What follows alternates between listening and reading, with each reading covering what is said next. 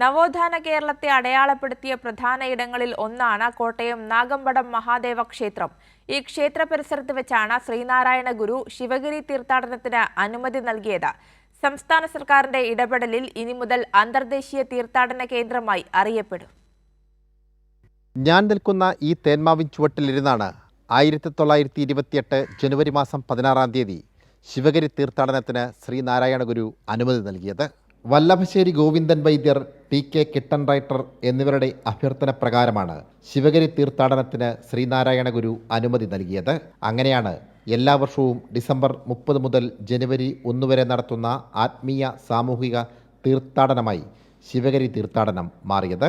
ചരിത്രത്തിന്റെ ഭാഗമായ ആ ക്ഷേത്രവും പരിസരവുമാണ് സംസ്ഥാന സർക്കാർ അന്തർദേശീയ തീർത്ഥാടന കേന്ദ്രമായി പ്രഖ്യാപിച്ചത്.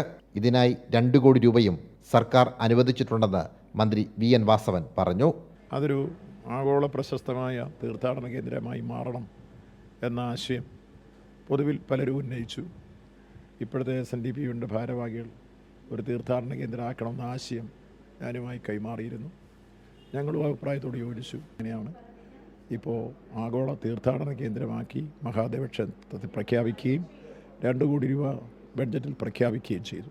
സർക്കാർ പ്രഖ്യാപനത്തിൽ സന്തോഷമുണ്ടെന്നായിരുന്നു SNDP യോഗം കോട്ടയം യൂണിയൻ ഭാരവാഹികളുടെ പ്രതികരണം. ഈ കഴിഞ്ഞ ബഡ്ജറ്റ് ഉൾപ്പെടുത്തിക്കൊണ്ട് നാഗമ്പടത്തെ അന്തർദേശീയ തീർത്ഥാടന കേന്ദ്രമായി പ്രഖ്യാപിക്കുകയും അതോടൊപ്പം തന്നെ ഇതിന്റെ പ്രാരംഭ പ്രവർത്തനങ്ങൾ, അതിന്റെ വികസനങ്ങൾ, പ്രാഥമികമായ കാര്യങ്ങൾ നിർവഹിക്കുന്ന വികസനത്തിന് വേണ്ടി 2 കോടി രൂപ ബഡ്ജറ്റിൽ പെടുത്തി അനുവദിച്ചുകൊണ്ട് ഇവിടെ പ്രഖ്യാപിച്ചപ്പോൾ SNDP യോഗവും അതോടൊപ്പം തന്നെ കോട്ടയം യൂണിയനിലെ 45,000-ൽ വരുന്ന കുടുംബങ്ങളും ഈ നാഗമ്പടത്തെ സ്നേഹിക്കുന്ന ഭക്തരായിട്ടുള്ള ജാതിമതഭേദമന്യേയുള്ള പതിനായിരക്കണക്കിന് ആളുകളും മിനിസ്റ്ററോട് കടപ്പെട്ടിരിക്കുന്നു എന്ന് മന്ത്രി VN വാസവന്റെ ഇടപെടലിന്റെ ഭാഗമായി ധനമന്ത്രി KN ബാലഗോപാലിന് നൽകിയ നിവേദനം പരിഗണിച്ചാണ് ബജറ്റിനുള്ള മറുപടി പ്രസംഗത്തിൽ തീർത്ഥാടന കേന്ദ്രമായി നാഗമ്പടം ക്ഷേത്രത്തെ പ്രഖ്യാപിച്ചത്.